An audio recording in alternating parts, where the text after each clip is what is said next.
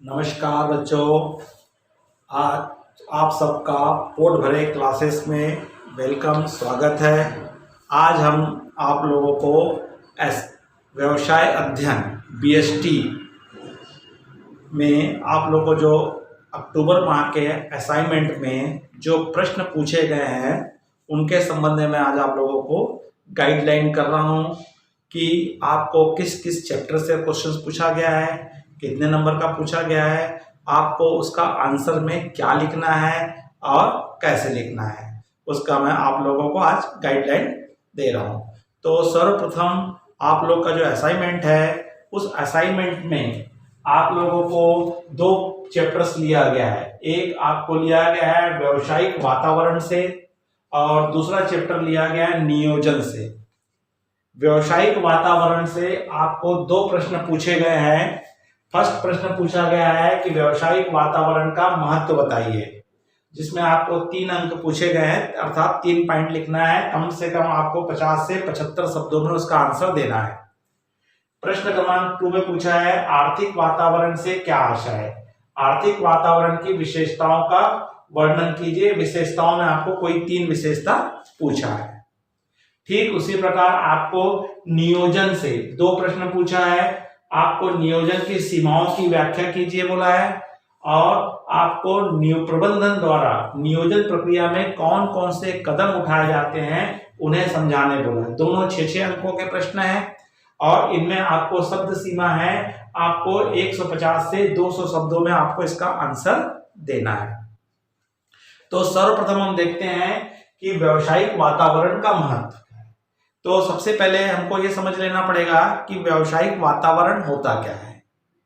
तो व्यावसायिक वातावरण जो है, व्यावसायिक और वातावरण 2 शब्दों से मिलकर के बना है व्यावसायिक वातावरण। तो व्यावसायिक का मतलब होता है कि किसी भी व्यक्ति को आर्थिक रूप से व्यस्त रखना, या कोई भी व्यक्ति किसी आर्थिक कार्य में व्यस्त रहता है जिसका मुख्य उद्देश्य क्या होता है, धनोपार्जन करना होता है। तो ऐसे कार्य को हम क्या कहते हैं, यहाँ पे व्यवसाय कहते हैं।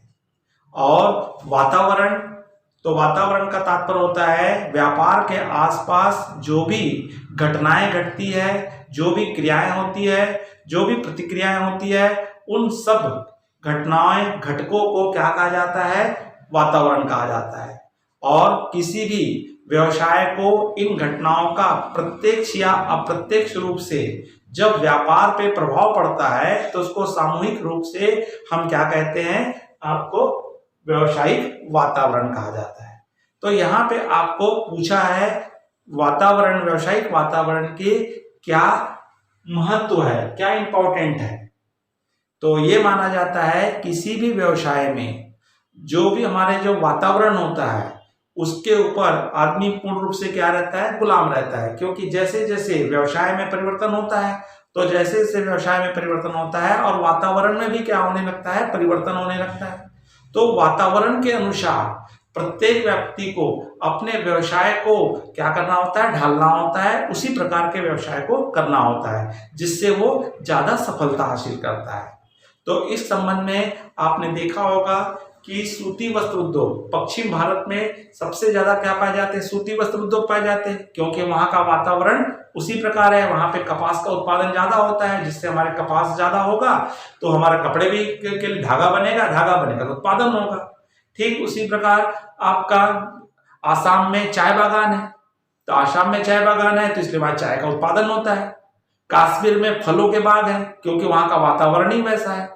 तो इसलिए कहा गया है कि वातावरण के अनुसार ही हमारा व्यवसाय क्या होता है, ढलता है या व्यवसाय किया जाता है। जापान जो आज सफलता प्राप्त कर रहा है उसके पीछे एक ही कारण है कि वो अपने कोई भी कार्य करता है, कोई भी व्यवसाय करता है, वहां के प्राकृतिक वातावरण के अनुरूप करता है। तो कोई भी व्यवसाय जो व्यावसायिक वातावरण के अनुरूप किया जाएगा वो हमेशा सफल होता है। तो यहाँ पे आपको महत्व पूछा गया है, आपको महत्व पूछा गया है।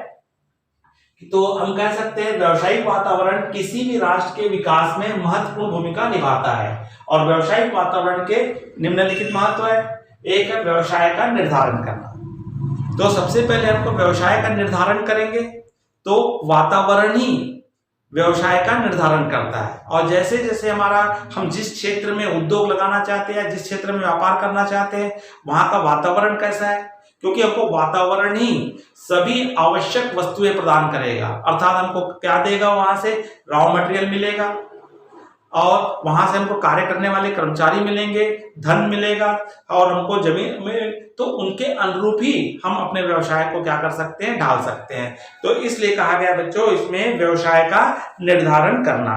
व्यवसायिक वातावरण जिस उद्योग की स्थापना के अनुसार होगा, उसी स्वभाव का उद्योग प्रारंभ करना होगा, क्योंकि व्यवसायिक वातावरण ही किसी व्यवसाय को प्रारंभ करने की सभी सुविधाएं उपलब्ध कराता है।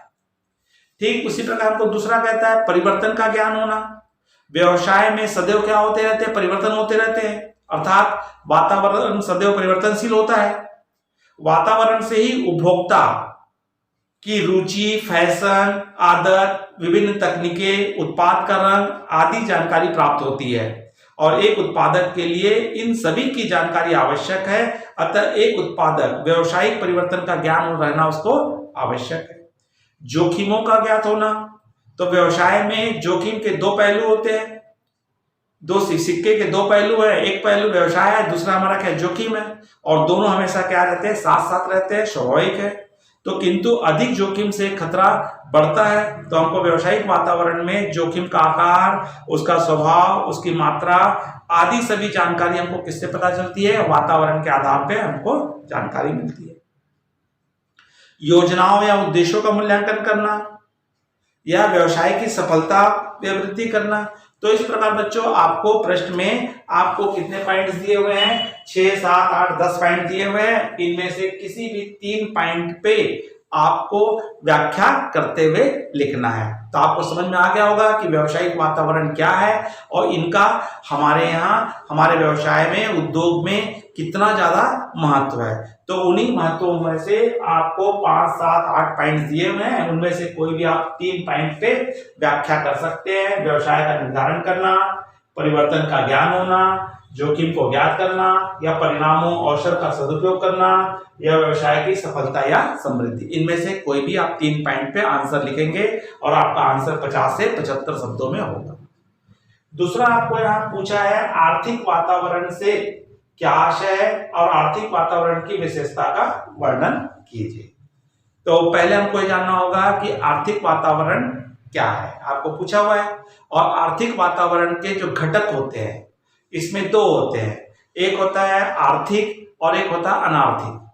जो फाइनेंशियल रूप से जो हमारे व्यापार को, वातावरण को प्रभावित करते हैं, और जो ऐसे जो हमको क्या होते हैं अनार्थिक रूप से, आर्थिक पैसे से तो नहीं करते हैं लेकिन हमको दूसरे रूप से डिस्टर्ब करते हैं। तो यहाँ पे आपको क्या पूछा है, आर्थिक पूछा हुआ है। तो आर्थिक घटक में हमारे तात्पर्य होता है कि आर्थिक वातावरण से तात्पर्य मानव के आसपास की उन परिस्थितियों व प्रभावों से है जो प्राकृतिक, सामाजिक एवं सांस्कृतिक दशाओं के समूह के रूप में मानव की आर्थिक क्रियाओं को प्रभावित करता है। इस प्रकार आर्थिक क्रियाओं में से वे समस्त घटक तत्व शामिल हो जाते हैं जो प्रत्यक्ष या अप्रत्यक्ष रूप से मनुष्य के आर्थिक जीवन को क्या करता है, प्रभावित करता है। तो उसको क्या कहा गया यहाँ पे, आर्थिक वातावरण कहा गया। और आर्थिक वातावरण की आपको विशेषताएं पूछी गई है। तो यहाँ भी आपको 5 से 7 विशेषताएं दी गई है, लेकिन आपको यहाँ पे क्या पूछा है, किसी 3 विशेषताओं को पूछा है। तो इनमें पहली विशेषता है आर्थिक क्रियाओं से संबंधित होना। वैसे ही कहा है आर्थिक वातावरण, तो यहाँ पे आर्थिक वातावरण का तात्पर्य होता है यहाँ पे प्रत्येक व्यक्ति की क्रियाएं क्या होती है, आर्थिक होती है। जैसे माल का क्रय करना, माल का विक्रय करना, धन का उपार्जन करना, है ना, श्रम करना। तो ये सब हमारी क्रियाएं किसमें आ जाती है, आर्थिक क्रियाएं में आ जाती है। तो आर्थिक क्रियाएं भी हमारे वातावरण को क्या करती है, पूर्ण रूप से प्रभावित करती है। तो इससे बच्चों आप लिख सकते हैं, 3-4 पॉइंट हमें आज दिखा सकते हैं। तो आर्थिक क्रियाओं से संबंधित, तो इसमें आएगा आर्थिक वातावरण में मानव की वे समस्त क्रियाओं को शामिल किया जाता है जो मनुष्य के क्रय विक्रय, उपभोग, आय अर्जन आदि से संबंधित होती है। अर्थात व्यापार, उपभोग, कृषि, सेवा से संबंधित सभी आर्थिक क्रियाओं को शामिल करेंगे। दूसरा पॉइंट है पर्यावरण से प्रभावित होना। हमेशा हमारा क्या होता है, आर्थिक वातावरण जो है अन्य पर्यावरण से प्रभावित होता है। जैसे भौगोलिक वातावरण है, हवा, तूफान, मिट्टी, पानी, खनिज संपदा आदि से आर्थिक क्रियाएं क्या होती है, प्रभावित होती है। इसी प्रकार राजनीतिक वातावरण भी हमारे आर्थिक वातावरण को क्या करता है, प्रभावित करता है। सरकार द्वारा संचालन, तो आर्थिक वातावरण का संचालन किनके द्वारा होता है, सरकार के द्वारा होता है, क्योंकि वित्त व्यवस्था का निर्गमन व अर्थव्यवस्था की करना सरकार का काम होता है और सरकार की ओर से ये सब कार्य कौन करता है, रिजर्व बैंक के द्वारा किया जाता है। आम जनता से संबंधित होना, तो आर्थिक वातावरण आम जनता से संबंधित है। प्रत्येक मनुष्य एक सामाजिक प्राणी है, उसको वो आर्थिक वातावरण से दूर नहीं रह सकता है। प्रत्येक व्यक्ति क्या कमाना चाहता है, धन अर्जन करना चाहता है, इसलिए वो वातावरण को क्या करता है, प्रभावित करता है। पूंजी की उपलब्धता, तो पर्याप्त मात्रा में पूंजी उपलब्ध रहने के साथ ही प्राकृतिक और मानवीय संसाधनों का उपयोग होने लगता है। इससे राष्ट्रीय आय में वृद्धि होती है और प्रति व्यक्ति आय के में विकास दर में भी क्या होती है, वृद्धि होती है। नियोजित अर्थव्यवस्था, नियोजित अर्थव्यवस्था में समस्त साधनों को शामिल किया जाता है और ये समस्त साधन राज्य सरकार के अधिकार में रहते हैं, तो इसलिए इन पे सामाजिक और आर्थिक प्रभाव पड़ता है। नैतिकता, तो आर्थिक वातावरण जनता की नैतिकता को भी प्रभावित करता है और नैतिक रूप से आर्थिक वातावरण क्या होता है, प्रभावित होता है। तो यहाँ पे आपको 7 पॉइंट है, तो यहाँ 7 पॉइंट में भी आपको कितने पॉइंट लिखना है, 3। आपको बताना है आर्थिक वातावरण किसे कहते हैं और 7 पॉइंट में से कोई भी 3 पॉइंट को आप क्या कर सकते हैं, इसमें लिख सकते हैं। तो ये बच्चों किससे संबंधित था, आपका व्यावसायिक वातावरण के संबंधित थे। 2 प्रश्न थे, एक 5 अंक का था और एक 3 अंक का था, 8 नंबर का था। और अगला हमारा प्रश्न आ रहा है बच्चों, किसमें से पूछा गया है, आपको नियोजन में से पूछा गया है। किसमें से पूछा गया है, नियोजन चैप्टर से आया है।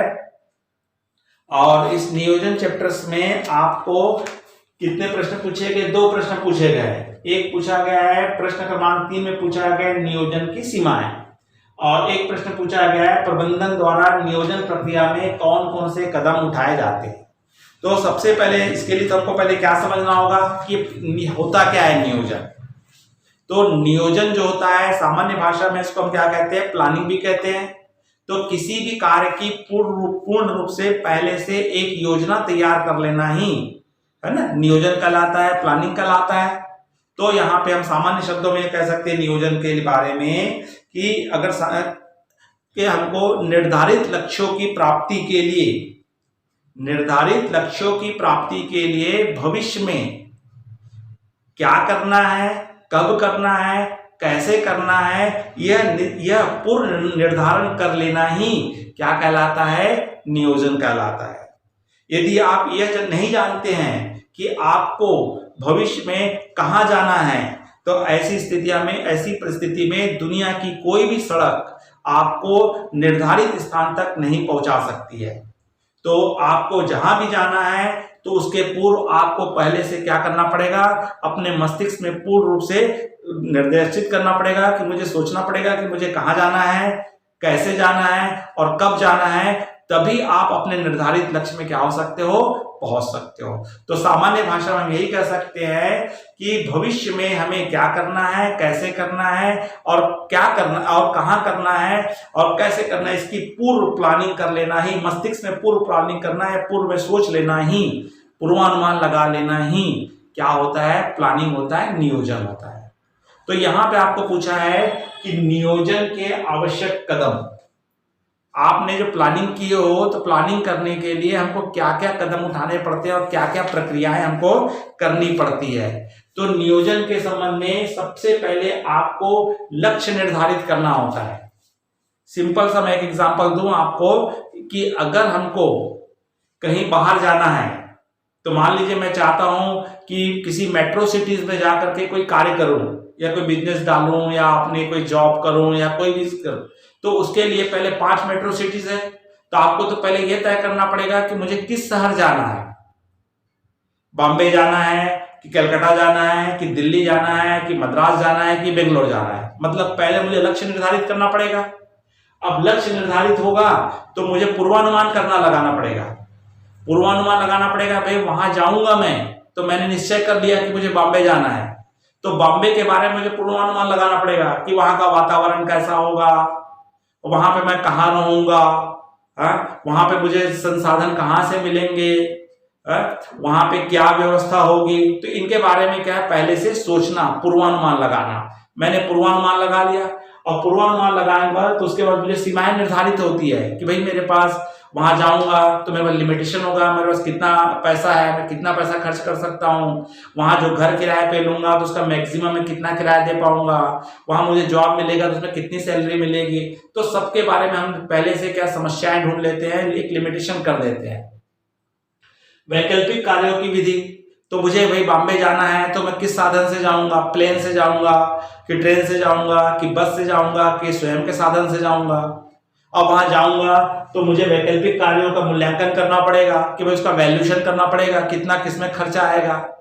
ठीक उसी प्रकार श्रेष्ठ विकल्प का चयन करूंगा, उसमें चारों में से मुझे किसमें जाना है, और उसके अलावा मुझे अन्य जो छोटी मोटी योजनाएं होगी उनके बारे में ध्यान रखूंगा। फिर उसके हिसाब से जो भी मेरी प्लानिंग है उसका क्रम निश्चय करूंगा, और क्रम निश्चय करके उनका क्या करता, अनुसरण करूंगा। तो ठीक उसी प्रकार यहां भी कोई भी संस्था, कोई भी व्यापारिक संस्था किसी भी योजना को जब तैयार करती है, या उद्योग लगाना चाहती है, या प्रोजेक्ट लगाना चाहती है, व्यापार लगाना चाहती है, तो पहले सबसे पहले वो क्या करती है, लक्ष्य निर्धारित करती है। और उस लक्ष्य को निर्धारित करके उद्देश्य निर्धारित करती है कि हमारे लक्ष्य के उस लक्ष्य को पाने के लिए हमारे क्या क्या उद्देश्य होंगे, और उन उद्देश्यों को वो अपने कर्मचारियों को, अपने वर्करों को, सबको जानकारी देती है कि हमको इस उद्देश्यों के आधार पर इन उद्देश्यों को प्राप्त करने के लिए हमको जो भी काम करना है, प्लानिंग करना है, योजना बनाना है, कार्य करना है। तो इसलिए कहा गया सबसे पहला हमको होता है कि क्या करना पड़ेगा, हमको कुछ लक्ष्य और उद्देश्य निर्धारित करना पड़ेगा, और उस लक्ष्य और उद्देश्य को पाने के लिए हमको सर्वश्रेष्ठ कार्य के लिए आगे बढ़ना होगा। दूसरा होता है पूर्वानुमान लगाना। तो जैसे कि मैंने कहा कि फोरकास्टिंग करना, तो हमारे लिए पूर्वानुमान लगाया जाता है कि भाई हमारे पास भविष्य में क्या क्या हमारे वातावरण के संबंधित में क्या क्या हो गया। जैसे वर्तमान में पूर्वानुमान हम लगाएंगे कि भाई हमको वहां पे जो श्रमिक जो मिलेंगे उनकी दर क्या होगी, क्रय की मात्रा कितनी होगी, विक्रय नीति क्या होगी, विक्रय हम कितनी मात्रा में कर पाएंगे, पूंजी की स्थिति क्या होगी, हमें कितना लाभांश देना पड़ेगा। तो इन सब बातों का हम क्या करते हैं, पहले से पूर्वानुमान करते हैं कोई भी व्यापार प्रारंभ करने के पहले। सीमाएं निर्धारित करना, जब पूर्वानुमान लगाते हैं उस समय हमको बहुत सारे प्रॉब्लम नजर आते हैं, बहुत सारी समस्याएं दिखती है। तो उन नियोजन की सफलता इस बात पर निर्भर करती है कि पूर्वानुमान का निर्धारण करते समय भविष्य में होने वाली बाधाओं को दूर करने के उपाय को खोजना ही क्या कहलाती है, सीमाएं कहलाती है। तो हमारा इसमें लिमिटेशन होता है कि भविष्य में हम क्या कर सकते हैं, भविष्य में हमारे पास क्या परिस्थिति खराब होगी तो उस स्थिति में क्या करेंगे, आदि बातों के बारे में हम सीमाएं निर्धारित करते हैं। तो सीमाएं 3 प्रकार की होती है। नियंत्रण योग्य सीमाएं, तो ये कंपनी के अधिकार में होती है, जैसे कंपनी की नीतियां बनाना, पूंजी का निर्धारण करना, विकास कार्यक्रम बनाना। दूसरी होती है अर्ध नियंत्रण योग्य सीमाएं। इन सीमाओं पर कंपनी का आंशिक अधिकार होता है, जैसे विक्रय नीति, बाजार का क्षेत्र होना, श्रम की कार्यक्षमता। और तीसरी होती है अनियंत्रण योग्य नीतियां। इसमें कंपनी का कोई नियंत्रण नहीं रहता है, अर्थात व्यापार चक्र, सरकारी नीति, कर नीति, मौसम एवं प्राकृतिक दशाएं। तो ये हमको पहले से सीमाएं निर्धारित करना पड़ता है। फिर उसके बाद हम जाते हैं वैकल्पिक कार्य विधि का निर्धारण करना। तो मैंने जैसे बताया है कि कार्य को करने की कई सारी विधियां होती है, कई सारे सिस्टम होते हैं। तो उन सिस्टम में से सबसे जो अच्छा सिस्टम है, श्रेष्ठ सिस्टम है, उसको एक गुण और दोषों को ध्यान में रख करके उस विधि का हम क्या करते हैं, चयन करते हैं, जिससे हमको अच्छे परिणाम मिल सके। वैकल्पिक कार्य विधियों का मूल्यांकन करना, जितने भी हमारे पास सिस्टम थे, विधियां थी, तो उन विधियों के में हमको कितना कितना खर्च आने वाला है, तो उनके गुण और दोषों के आधार पर हम ध्यान में रखते हैं, और उनके खर्चों को भी ध्यान में रखते हैं कि भविष्य में ये योजना कितनी सफल हो सकती है या कितनी असफल हो सकती है। इनके संबंध में उनका पूर्व में ही मूल्यांकन कर लिया जाता है। श्रेष्ठ विकल्प का चयन करना, जैसे आपके पास 5 सिस्टम थे, तो 5 में से हमको एक सिस्टम को चुन रहे हैं, तो वो भविष्य में हमको कितना लाभप्रद होगी, क्या भविष्य में इसमें हमको सफलता मिलेगी कि नहीं मिलेगी, इन सब बातों को ध्यान में रख करके हम श्रेष्ठ विकल्प का क्या करते हैं, चयन करते हैं। और श्रेष्ठ विकल्प के साथ साथ हमारी कुछ उप योजनाएं भी होती है, कुछ सहयोगी योजनाएं होती है, उन योजनाओं को साथ में लेकर के हमको पूर्व वाली योजना को सफल करना पड़ता है। क्रियाओं का क्रम निश्चय करना, जितनी भी प्रक्रिया है, जो भी काम करना है, तो पहले से हम उसमें क्रमांक तय कर लेते हैं कि भाई सबसे पहले हमको कौन सा काम करना है, उसके बाद कौन सा काम करना है, उसके बाद कौन सा काम करना है। तो इस तरह से हमारे द्वारा किए जाने वाली कार्यों का एक योजना रूप से हम क्रम निर्धारित कर देते हैं, उसी क्रमानुसार हम क्या करते हैं, अपना कार्य करते हैं। और अनुसरण करना, जो भी आप योजना बनाए हो, जो भी काम कर रहे हो, उस कार्य को आपको क्या करना पड़ता है, उसको फॉलो अप करना पड़ता है, वो काम सिस्टम से हो रहा है कि नहीं हो रहा है, इसका अनुसरण करते हैं, तभी हमारी योजना क्या होती है, सफल होती है। इस तरह से आपको यहाँ पे 9 कदम उठाने पड़ते हैं, आपको 6 नंबर में प्रश्न आपको पूछा हुआ है। इसी के बाद आता है नियोजन की कुछ सीमाएं भी होती है, कुछ दोष होते हैं, तो हमारी सीमाएं क्या क्या हो सकती है, दोष क्या क्या हो सकते हैं। तो नियोजन की सीमाएं में श्रेष्ठ नियोजकों का अभाव, क्योंकि हमने यहाँ देखे कि भाई हमको अच्छे लक्ष्य निर्धारित करने के लिए अच्छे हमको क्या चाहिए, योग्य है ना प्रबंधक चाहिए, योग्य नियोजक चाहिए। तो भारत जैसे देश में अच्छे नियोजकों की समस्या पाई जा रही है, अच्छे समय नहीं मिल पा रहे हैं, तो श्रेष्ठ नियोजकों का अभाव। तो नियोजन सदैव भविष्य के बचाव के लिए किया जाता है, इसके लिए हमको योग्य, अनुभवी और कुशल नियोजकों का अभाव है। योग्य योजना बनाने के लिए उपक्रम को नहीं मिल पाते हैं, और साथ ही भविष्य की योजना के लिए मशीन आदि की भी आवश्यकता पड़ती है, और अच्छे श्रेष्ठ योजनाओं की भारत में कमी पाई जा रही है।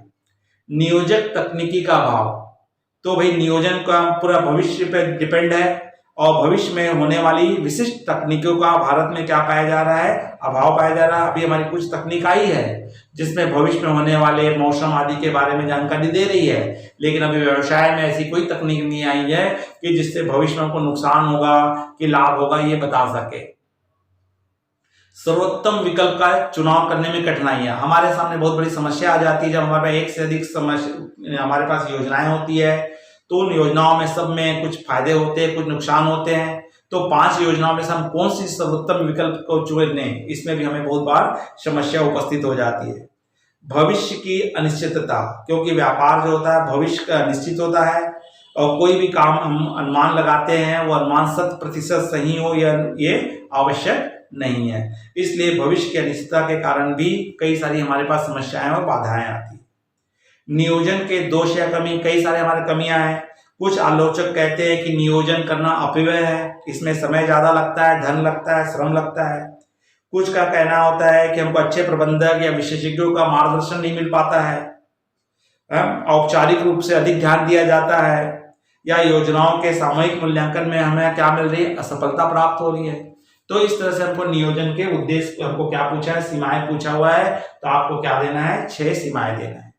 तो बच्चों इस प्रकार से आपको पहले 2 चैप्टर्स पूछा गया है, पहले आपको व्यावसायिक वातावरण और नियोजन। तो पहले तो आप उन सब चैप्टर को समझिए, और समझने के बाद जो प्रश्न पूछा गया है उसका आपको आंसर देना है। ध्यान रखना है कि शब्द सीमाएं को और अंकों को ध्यान रख करके उसका आंसर देना है। तो ये तो बच्चों था आपका असाइनमेंट के संबंध में सामान्य गाइडलाइन। आप इसको आधार मान करके आप अपने असाइनमेंट को तैयार कर सकते हो। नमस्कार।